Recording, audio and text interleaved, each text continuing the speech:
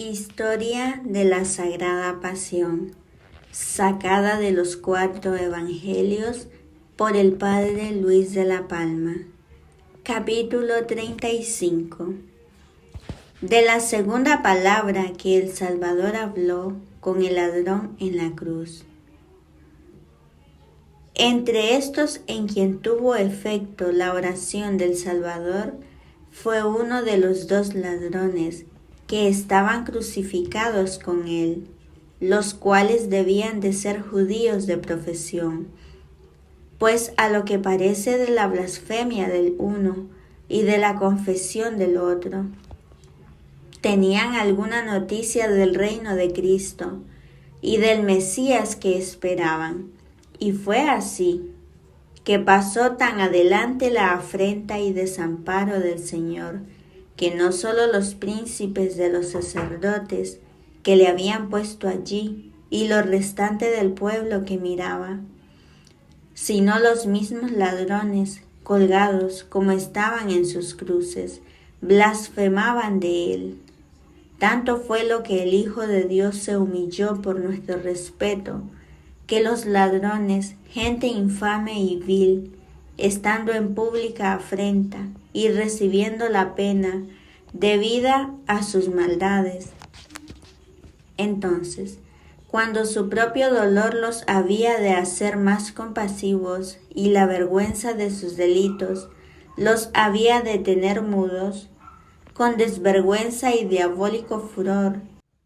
se empleaban ellos también en el Señor, lastimándole más de cerca con sus injurias y blasfemias, porque el uno de ellos, estando impaciente en el tormento que tenía merecido, y oyendo lo que hablaban los sacerdotes y letrados, que si era Hijo de Dios y Rey de Israel, como decía, se bajase de la cruz y se pusiese en salvo. Aprendió de ellos la misma blasfemia y añadía que si fuera verdad lo que decía había publicado, no solo se había de librar a sí, sino también a ellos, pues eran compañeros del tormento. Si tú eres Cristo, decía, sálvate a ti y a nosotros. Mas porque no lo eres, como si dijera, padeces tú y nosotros también, que si lo fueras, ¿qué mejor ocasión pudieras desear que acuesta para mostrarlo por las obras? ¿Y en quién era razón que mostraras tu poder, sino en los que padecen en tu compañía? Que si tus enemigos te han querido deshonrar, haciéndote compañero de ladrones en la pena, tú, si fueras lo que dices, te habías de vengar de ellos, haciendo a estos ladrones compañeros de tu gloria. Mas porque cayó en nuestra desdicha padecer en compañía de un hombre mentiroso y embaidor, por eso no tiene remedio ni alivio nuestra pena. De esta manera, hacía este ladrón cargo al Salvador y no a sus delitos del tormento que padecía. Y así lo suelen hacer comúnmente los blasfemos, que no mirando las culpas que les han acarreado sus trabajos, se quejan atrevidamente de Dios, porque no los libra de ellos. Pero el otro ladrón, que con ojos alumbrados de Dios estaba contemplando aquel espectáculo, fuente de toda la gracia y santidad, considerando la profunda paciencia y mansedumbre de aquel Señor que padecía, y la caridad con que rogaba por sus enemigos, movido interiormente del Espíritu Divino, entendió, no sólo que era inocente, sino que era Rey verdadero, y que para gloria suya y confusión de sus enemigos, podía librar a los ladrones del tormento, y hacerlos participantes de su reino y de su gloria, aunque no de la manera que el otro su compañero blasfemaba. Por lo cual le reprendió y corrigió desde la cruz diciendo, tú tampoco temes a Dios, estando comprendido en la misma condenación y sentencia. Y digo que es la misma, aunque la causa muy diferente, porque tú y yo padecemos justamente, pero ¿qué cosa mala hizo? Maravilla es, como si dijera, que la ceguedad de los sacerdotes y letrados sea tanta, que no conozcan la inocencia de este santo Cordero, que injustamente padece, y que su pasión esté tan encendida y tan embravecido su furor, que viéndole padecer tales dolores, estén tan lejos de compadecerse, que se los aumentan y dan mucho mayores con su lengua. Y maravilla es que Pilatos, estando desapasionado y habiendo conocido la verdad, se haya dejado rendir a la injusticia, lo cual es argumento claro de que él y ellos y él, han perdido del todo la vergüenza y el temor de Dios. Mas al fin el presidente se dejó vencer del temor humano de perder la gracia y amistad del César, la cual quería conservar para sus pretensiones, y los sacerdotes, llenos de ambición y de codicia, han seguido pertinazmente su intento de quitar delante de los ojos al que tenían por contrario de su honra y de sus intereses, y los unos y los otros, como gente descansada y que no sabe de tormento, tampoco se compadecen de los que están en él. Pero lo que peor es, y que por ningún camino se puede excusar, ni aun tú tienes temor de Dios, siendo en ti tanto más feo el no tenerle, porque ni te humilla la afrenta en que estás, ni te rinde la pena que padeces, ni te desengaña la muerte que esperas. Antes estando, como estás condenado, te muestras tan insolente, como están los acusadores y jueces, y tienes poca compasión, como si no participaras del tormento, siendo consorte y compañero en la misma sentencia y condenación. Y nosotros con justicia somos castigados, porque recibimos la paga que merecían nuestros delitos, pero ninguna cosa hizo que no fuese de santo y gran profeta. Y si mueve a lástima ver padecer a un hombre, aunque culpado, y tú y yo, que estamos aquí por nuestras culpas, a los que son hombres como nosotros, pedimos siquiera compasión de nuestras penas, cuánta más razón es que nosotros, que siendo hombres, estamos atormentados como Él,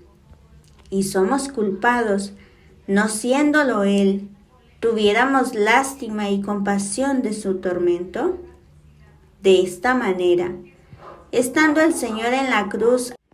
alumbró a un ladrón para ganarle, y al otro, porque no se perdiese, le proveyó de predicador, que le reprendiese y enseñase el que más a propósito pudiera ser, que era su mismo compañero. Pues este dichoso ladrón, después de haber reconocido y confesado en esta forma sus pecados, y habiendo aceptado su cruz con humildad y paciencia, como castigo merecido de ellos, y después de haber reprendido al compañero su blasfemia y predicándole la inocencia y santidad del Salvador, se volvió a él y con humilde oración le dijo: Acuérdate, Señor, de mí, cuando vinieres en tu reino, que fue una modesta petición y maravillosa confesión, porque le confesó por rey y creyó que había de resucitar, pues dijo que había de venir glorioso en la majestad de su reino, y le tuvo por Dios, pues le llamó Señor, y le pidió que se acordase de él, no para cosa de esta vida, pues estaba ya para perderla, sino solamente para que le perdonase sus pecados. Y si miramos el tiempo y circunstancias en que creyó y confesó estas verdades, se descubre más la fuerza de la luz y la gracia celestial. Veíale padecer como él, y que los sacerdotes y letrados le blasfemaban aún más que a él. Que mucho que pensara que tenías las mismas culpas o mayores que él. Y como dice San León,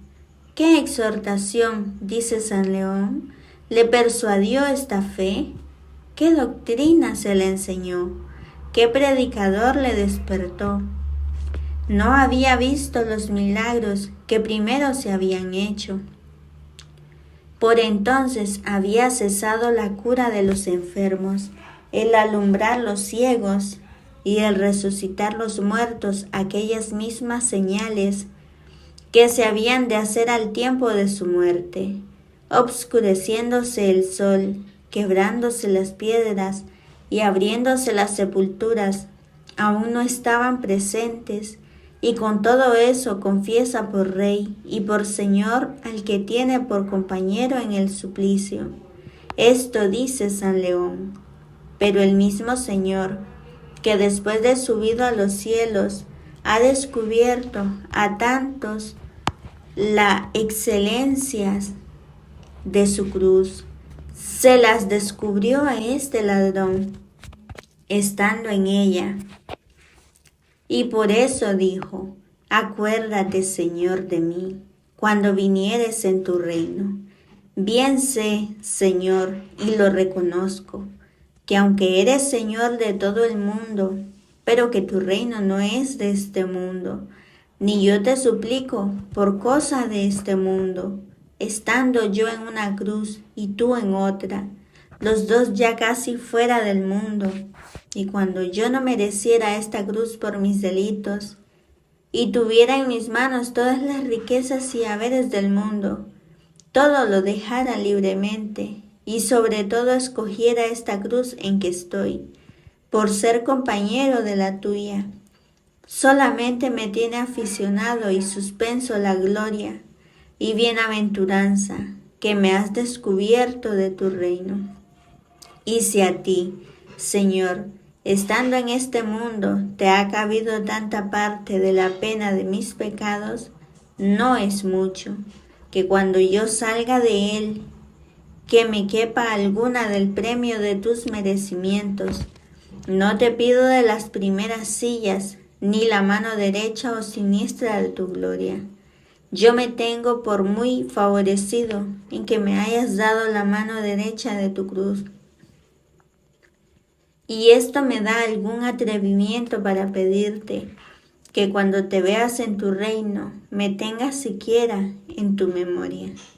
Aceptó el Señor de buena gana, entre tantas blasfemias de los sacerdotes, la confesión de un ladrón, el cual así como conoció que aquel Señor, aunque estaba disimulado y encubierto, era Rey verdadero de aquel pueblo y de todos los hombres y de todos los siglos, y así como le predicó y le pidió mercedes como a Rey, así él se las concedió, como tal, mucho mayores que las que pedía, y alegre de ver ya el fruto de su sangre y las primicias de la conversión de los pecadores, y un ejemplar de la humilde confesión de los verdaderos penitentes. Aquel Señor, que juntamente con ser Rey, era también sumo sacerdote, le absolvió desde la cruz y le concedió plenaria indulgencia de sus culpas, para que en aquel mismo día gozase con él del paraíso, y haciendo trono de su cruz, y asiento y silla en las mismas llagas de que estaba colgado, y en los clavos a que estaba asido,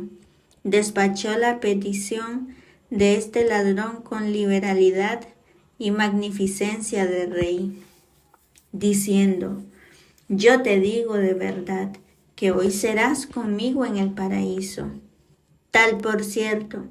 convenía que fuese el trono de su clemencia y que así se despachasen las causas de los pecadores. Capítulo 36. Eclipsase el sol, y vacense tinieblas sobre toda la tierra. Habiendo pues el Señor estado en la cruz como media hora, desnudo y con afrenta y vergüenza pública, a vista del cielo y de la tierra, y en luz del mediodía, blasfemado de todos los que concurrían a este espectáculo y de los mismos ladrones que padecían con él, quiso el Eterno Padre dar desde el cielo testimonio de él, que así moría con prodigios y señales manifiestas. Y esto se hizo mostrando sentimiento, las más principales criaturas del mundo, y como haciendo llanto y poniéndose luto por la muerte de su común Señor, porque el sol primeramente, que por mandamiento de Dios sale cada día sobre los buenos y los malos, abominando de esta maldad sobre todas las que se habían cometido en el mundo, apartó sus ojos y cubrió su rostro por no verla, y castigando a los que la hacían, escondió sus rayos porque no gozasen de ellos, y obscurecióse el mediodía, y cuando más resplandecía para significar las sombras en que hasta entonces habían vivido los judíos, y la ceguedad en que de presente estaban en medio de la luz de tantas maravillas, también amenazaba esta oscuridad ira y castigo, cual merecía su culpa, porque les había de quitar el Señor la luz de sus favores y misericordias, y ponerlos en tal apretura y turbación, que viesen, como dicen, las estrellas a mediodía. Y mostrándose por una parte el sol tan sañudo contra la canalla de los judíos, que tan furiosos andaban en la muerte del Señor, por otra parte sirvió en esta ocasión a su Hacedor, en la manera que podía, porque se puso luto en su muerte, y cubrió su desnudez con velo de tinieblas, y estorbó la vista de los que miraban, y enfrenó las lenguas de los que blasfemaban, y dio materia de admiración en todo el mundo, y ocasión de inquirir la causa de efecto tan nuevo y desacostumbrado, porque a la hora de sexta, poco más o menos 3, después de ella, que en la cuenta de nuestro reloj viene a ser la hora del mediodía, estando la luna en oposición del sol, y distante de él por toda la mitad del cielo, volvió atrás con movimiento apresurado, y se le puso delante para estorbarle la luz, y el sol se oscureció, y quedó en tinieblas toda la tierra. ¿Qué otra señal del cielo más ilustre que ésta pudieran pedir los judíos para remedio de su incredulidad?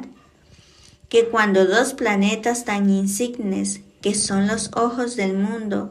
y lumbreras del universo, hicieron una mudanza tan nueva, tan súbita y apresurada, y tan fuera del curso ordinario de la naturaleza, porque siendo así que el eclipse del sol se hace ordinariamente, poniéndose la luna entre él y la tierra, y estorbando que no pasen sus rayos para alumbrarla. Y de aquí es que este eclipse no puede suceder naturalmente, sino en tiempo de conjunción, y como el cuerpo de la luna es menor que el del sol y que el de la tierra, así cuando se pone entre el uno y el otro, ni cubre del todo el sol, ni obscurece del todo la tierra. Pero en esta ocasión sucedió todo del revés, porque la luna estaba llena y en oposición, y así fuese menester que volviese atrás con su movimiento, para ponerse debajo del sol, y aunque su movimiento ordinario es velocísimo, pero no tanto que no gaste 24 horas en dar una vuelta al cielo. Pero aquí, estando opuesto al sol y en la parte contraria del cielo, súbitamente y con un movimiento más veloz y arrebatado de lo que se puede imaginar, se puso debajo del sol, y estando allí, siendo cuerpo tanto menor, se obscureció el sol, y se hicieron tinieblas sobre toda la tierra. Pues, ¿quién es este Señor, que así manda en los cielos y gobierna los planetas, y tiene en la mano las riendas con que rige sus movimientos? ¿Quién es este Señor, a quien obedecen las estrellas y le sirven con su luz, y le honran con sus tinieblas? Sin duda que esta grande novedad, con que se desarmó y descompuso aquel reloj tan concertado de los cielos, no pudo tener otra causa, sino una de las dos que dijo el gran Dionisio Areopagita, cuando antes de su conversión, y siendo solamente un filósofo gentil, estando en Atenas, al tiempo que el Salvador padecía, admirado de este nuevo accidente del sol y de este nuevo movimiento de la luna, dijo: o la máquina del mundo perece, o el creador de la naturaleza padece.